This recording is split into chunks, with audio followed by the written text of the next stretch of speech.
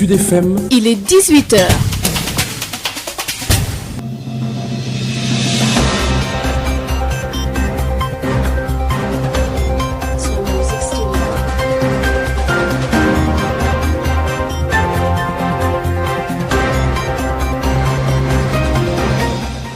Bonsoir, il est 18h sur l'ensemble du réseau synchronisé de Sen Radio. Bienvenue à vous dans ce journal. Aïssatou Gueiba. À la une de l'actualité, conflit israélo-palestinien, les réactions et soutiens se poursuivent. L'organisation de la conférence islamique se devait de condamner fermement et officiellement les bombardements israéliens. Selon Dim Ousmane Dramé, chef du laboratoire d'islamologie de l'IFAN, invité de l'émission Objection de ce dimanche, il craint même un renchérissement des prix des produits pétroliers. D'ailleurs, FDS Légué-Loire demande aux institutions des Nations Unies de prendre les mesures nécessaires pour amener l'État d'Israël à la raison afin de mettre un terme à ce conflit, alors que le collectif Miolank appelle à une manifestation ce vendredi 21 mai. Une crise qui intervient alors que beaucoup d'Africains essaient encore de rejoindre l'Europe. Plus de 557 migrants décédés en Méditerranée centrale alerte l'Action pour les Nations ou les droits humains et l'amitié. Des chiffres qui prouvent l'absence d'une politique migratoire efficace en Afrique. L'Action pour les droits humains et l'amitié invite l'Union européenne à mettre en place de nouveaux mécanismes de sortie de crise migratoire. Tension à la Croix-Rouge de Thiès, le président séquestré, accusé de mauvaise gestion par les secouristes et les volontaires. À Dougar, plusieurs arrestations ici, des affrontements entre population et forces de l'ordre, des manifestants qui exigent l'arrêt des travaux pick-up dans la localité.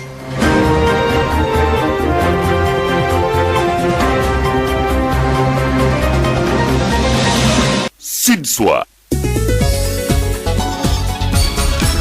Aïssatou Gueiba. À la présentation, Alassane Ouad assure la mise en onde de ce journal. Merci de nous choisir pour vous informer. Conflit israélo-palestinien, la réaction du Sénégal est plutôt satisfaisante, mais ne suffit pas. Pour Dim Ousmane Dramé, notre pays a vu sa position au Sénégal, doit, dans l'organisation de la conférence islamique, se devait de condamner fermement et officiellement les bombardements israéliens selon le chef du laboratoire d'islamologie de l'IFAN, Cheikh Anta Diop de Dakar. Il a dit à Baye Omar Gueye dans l'émission Objection de ce dimanche. Nous l'écoutons. Je crois que dans les pays arabes, on devrait envoyer des gens qui comprennent au moins l'arabe, qui comprennent la culture arabe, qui comprennent la mentalité des Arabes. Et les enjeux aussi. Et voilà, les enjeux géopolitiques, oui. géostratégiques. Donc c'est tout un ensemble. Et pourtant, des compétences sont là. J'ai cité Babacar Sam. Il y a je peux citer d'autres personnes qui peuvent vraiment faire ce travail-là et le faire bien. Donc, je peux que le Sénégal peut tirer profit vraiment de ses compétences à l'égard des pays arabes. Et dans ce conflit israélo-palestinien, oui, le rôle du Sénégal, le Sénégal peut mieux faire ou bien satisfaisant ou insuffisant? Quelle appréciation? Non, je crois que c'est en tant qu'enseignant, je prends ma casquette d'enseignant pour dire satisfaisant. Pourquoi? Parce qu'on a entendu le président dire, il a fait une sortie quand même. Il a appelé au calme. Il a rappelé également le rôle du Sénégal. Depuis 40 ans, le Sénégal reste et restera donc dans cette logique. Travailler pour arriver à trouver une solution, c'est-à-dire un État arabe souverain.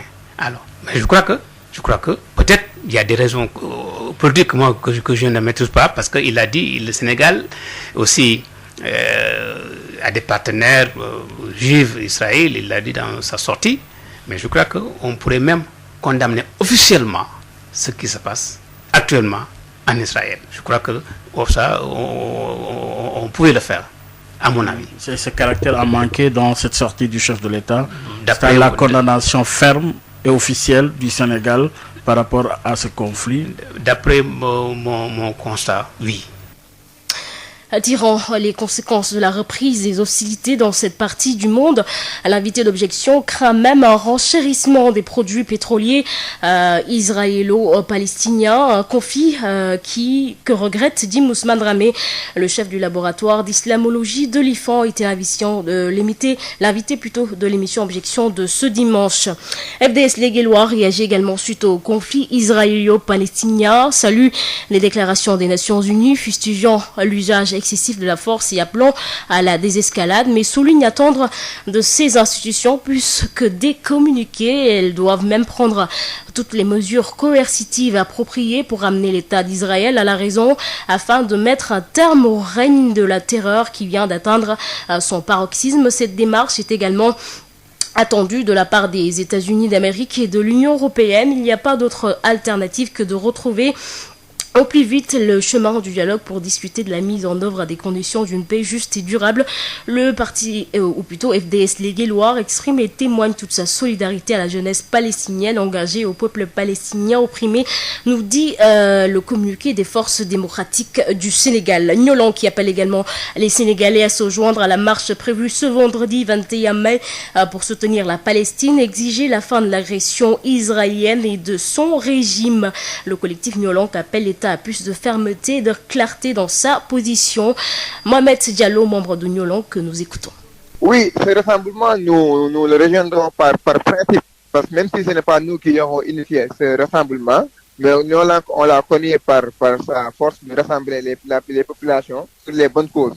Et si on voit une cause qui est menée par une autre organisation, comme je peux le citer, Anissam Djikoy, nous, Niolan, notre devoir est de suivre cette cause.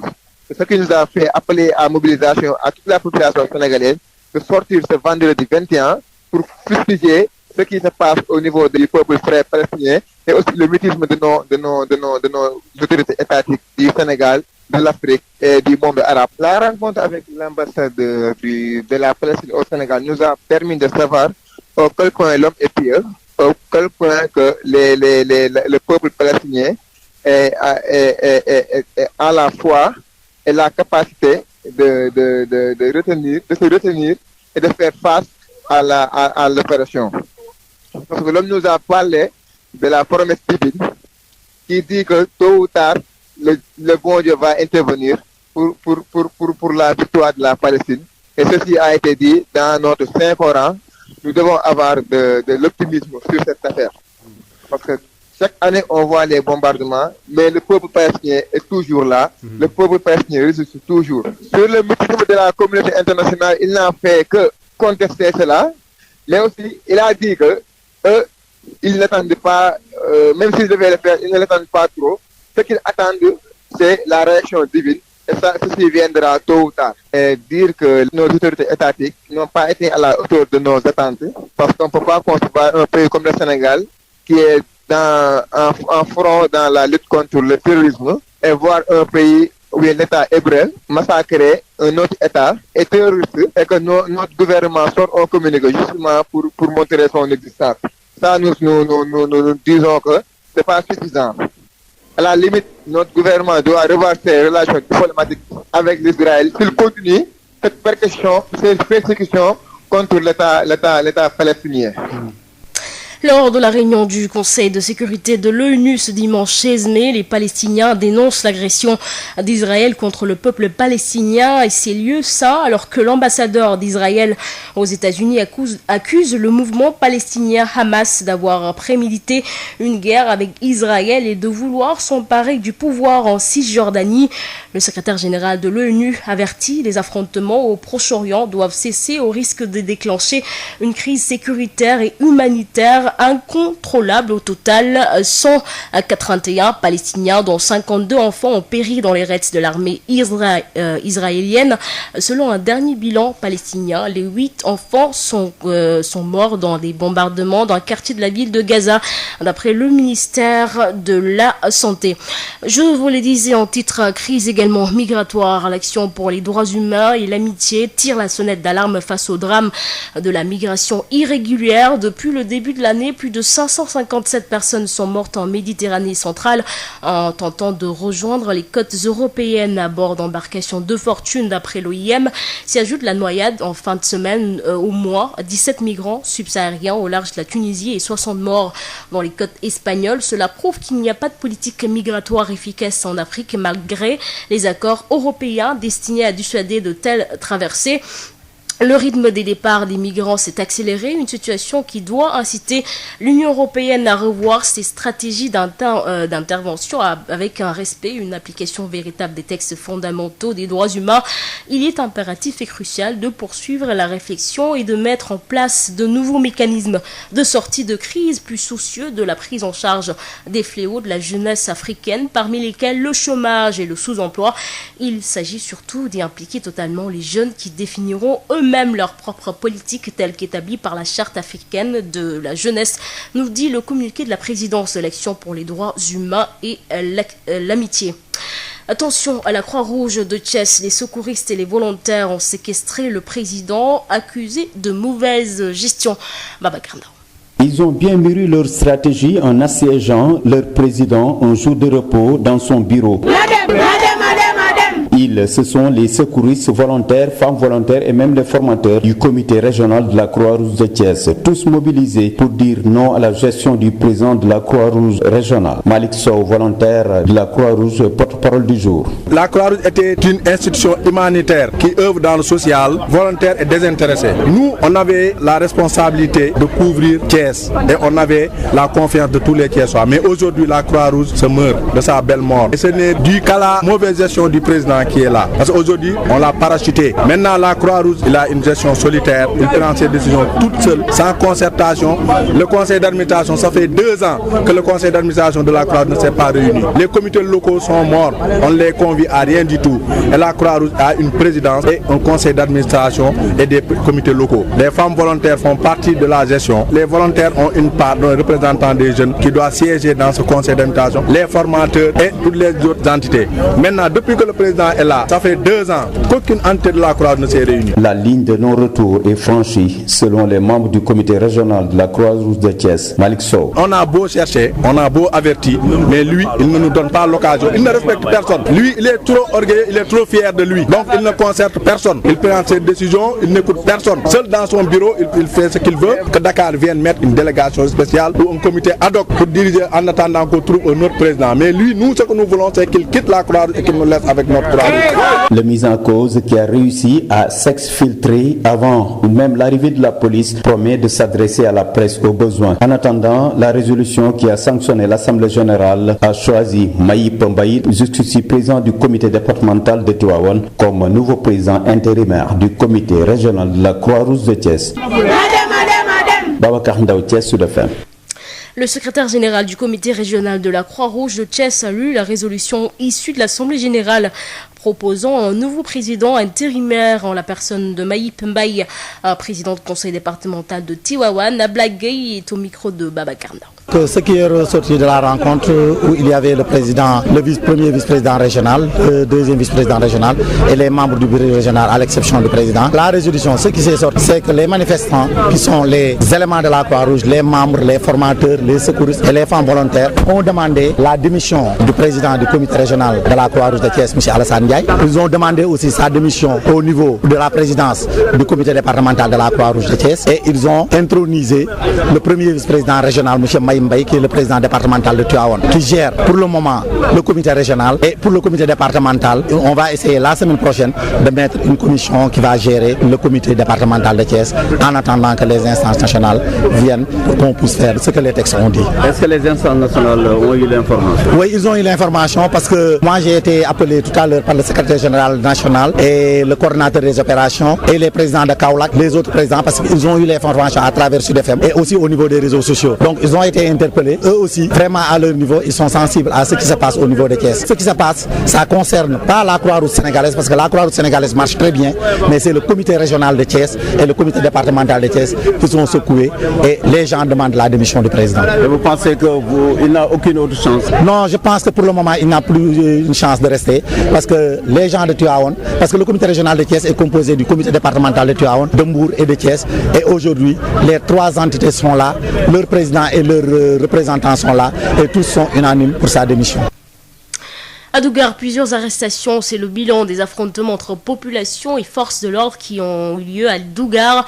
Les jeunes manifestants exigent l'arrêt des travaux pick-up dans la localité où de négociateurs pour un retour au calme sont en cours. Diop Ndour Ndiaye, que nous écoutons au micro de Denisia Sambo. Aujourd'hui, la population de Dougar s'est réveillée avec un désarroi total. Ils ont été interpellés par les gendarmes à partir de 5 h du matin, commencé à défoncer leurs portes, leurs fenêtres, à faire sortir des jeunes. Donc, ils ont vraiment interpellé une grande partie des garçons de Dougar et ils les ont amenés au niveau de la gendarmerie. Maintenant, depuis qu'on a parlé d'une négociation, depuis lors, il n'y a rien, mais aujourd'hui, on est vraiment surpris de voir les gendarmes au niveau de Dougar, vraiment en train d'interpeller les garçons dans le quartier. Nous interpellons l'État, nous interpellons les guides religieux. Vraiment, actuellement, la population de Dougar est très fatiguée par rapport à ce désarroi qui sont en train de vivre à cause tout simplement de pick-up. On ne sait même plus où donner la tête. Et trop, c'est trop. À Saint-Louis, les populations étaient privées d'eau durant plus de 24 heures à compter de la matinée de samedi, plongeant plusieurs ménages dans le désarroi. Ces perturbations dans la distribution sont dues à une panne survenue à la prise d'eau de Bongo. Yves Tendeng. Le liquide précieux se fait rare ici à Saint-Louis depuis la matinée de ce samedi, date à laquelle les robinets ont cessé de couler. Une situation qui a fini de plonger les populations de la ville tricentenaire dans le désarroi total, témoigne cet homme. C'est vraiment difficile, c'est une situation vraiment très délicate et à la fois invivable pour les familles. Depuis 48 heures, on n'a pas d'eau. On n'a pas été avisé, on s'est réveillé, les robinets sont fermés. Mais vous voyez même les femmes là pour faire la cuisine ou pour se laver, mais c'est la croix et la bannière. Vraiment, c'est difficile. Il faut qu'ils essayent de rétablir le plus rapidement l'eau. Parce que les gens sont fatigués. On ne peut pas rester à faire la queue derrière les citernes pour avoir de l'eau. Même son de cloche pour cette jeune dame rencontrée, seau à la main, à la quête du liquide précieux. En fait, je partais pour chercher de l'eau parce que depuis hier, on s'est rendu compte qu'il n'y avait pas d'eau. Ce matin, on espérait que ça revienne, mais on n'a rien trouvé, pas une seule goutte. Finalement, on a pris nos seaux et nos bouteilles de 10 litres pour aller chercher de l'eau. Certes, on a acheté des bouteilles de 10 litres en Evian, mais on ne peut pas se laver avec. En effet, cette coupure d'eau est due à une panne survenue à la prise d'eau de Bango, a annoncé la direction régionale de la Seine-Eau de Saint-Louis dans un communiqué. Lequel communiqué est sorti tardivement, déplore toujours cet homme désemparé. C'est souvent comme ça, on se réveille et on coupe l'eau sans avertir personne. Vraiment, c'est difficile. On n'a pas les moyens de s'acheter des bouteilles d'eau dans les grandes surfaces, dans les boutiques. Même pour boire, mais tu vois quoi. C'est très difficile. Pour l'heure, il croise des doigts et prie afin que la situation redevienne à la normale. Saint-Louis, Yves Tendeng, Sud FM. 27 villages et 9 hameaux du département de Canel se sont mobilisés pour réclamer la communalisation de Ndiot. Pour ces populations de la commune de Haoré, il faut parcourir plus de 70 km pour obtenir un extrait de naissance, sans oublier qu'elles n'ont aucune infrastructure de base. Elles comptent redoubler les manifestations pour devenir la 13e commune du département de Canel. Abdulrahman Djen. Le message est clair et sans équivoque. Monsieur le Président de la République, au moment où vous faites des décrets pour Sangalkam, nous réclamons nous aussi la communalisation de Ndiot avec ses 27 villages et ses 9 hameaux. Cette partie ferlue du département de Canel est une zone désœuvrée qui manque quasiment de tout. Les populations parcourent plus de 70 km pour trouver le moindre document administratif. Ce calvaire a poussé les 27 villages et 9 hameaux de la commune de Haoré à réclamer la communalisation de Ndiot. Tierno Amidou porter leurs paroles. Nous réclamons, Monsieur le Président de la République, la communalisation de Ndiot. La commune de Auré, dont ces 27 villages dépendent, font 70 km pour trouver des extraits de naissance, 70 km pour aller dans des écoles. Et c'est par la décentralisation, par la communalisation que ces 27 villages qui sont éloignés de la commune de Auré pourront être développés. Cette sortie de ces pôles de villages et hameaux sonnerait comme un cri de détresse face au tableau désertique de leur localité. On ne sent même pas sénégalais. Il n'y a pas pratiquement aucune infrastructure. Il n'y a pas d'école qui devait être construite par les communes. Il n'y a pas de dispensaire. Il n'y a pas de route bitumée. Nous voulons le développement. Il n'y a même pas de collège. Nous voulons le développement. Nous pensons et nous savons, c'est par la communalisation de Niott qu'on peut accéder au développement, qu'on peut accéder à l'émergence. Excellence, Monsieur le Président, la commune de Niott, il est temps qu'elle naisse. Nous avons fait toutes les formalités au niveau de la préfecture de Kanel. Les populations de ces 27 villages et 9 hameaux comptent manifester la semaine prochaine dans l'espoir de voir la naissance de la 13e commune du département de Kanel. Matam Abdurrahman Dien pour Sud FM. Abdurrahman Dien, terminons avec le point sur la situation du jour. Un décès a été enregistré, 22 nouveaux cas positifs recensés et 9 malades suivis dans les services de réanimation. Au total, 431 916 personnes ont été vaccinées contre la pandémie, selon le directeur de la prévention, Dr Elhadj Mamadou Ndiaye. 18h20, c'est la fin de ce journal. Le rappel des titres. Un conflit israélo-palestinien, les réactions et soutiens se poursuivent. L'organisation de la conférence islamique se devait de condamner fermement et officiellement les bombardements israéliens. Selon Dim Ousmane Dramé, chef du laboratoire d'islamologie de l'IFAN, invité de l'émission Objection de ce dimanche, il craint même un renchérissement des prix des produits pétroliers. D'ailleurs, FDS Légué-Loire demande aux institutions des Nations Unies de prendre les mesures nécessaires pour amener l'État d'Israël à la raison afin de mettre un terme à ce conflit, alors que le collectif Nyolank appelle à une marche ce vendredi 21 mai.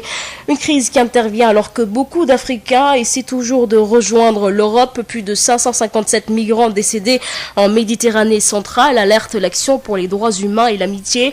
Un des chiffres qui prouvent l'absence d'une politique migratoire efficace en Afrique. L'Action pour les droits humains et l'amitié invite l'Union européenne à mettre en place de nouveaux mécanismes de sortie de crise migratoire. Attention à la Croix-Rouge de Thiès, le président séquestré, accusé de mauvaise gestion par les secouristes et les volontaires. À Dougar, plusieurs arrestations issues des affrontements entre population et forces de l'ordre. Des manifestants qui exigent l'arrêt des travaux pick-up dans la localité. Voilà, c'est la fin de ce journal. Merci de l'avoir suivi. Merci également à Al Sanouad qui en a assuré la mise en onde à 21h. Retrouvez Birama Ndiaye pour le prochain bulletin d'information. Ne bougez pas, tout de suite, Elhadj Malik Ndiaye vous revient.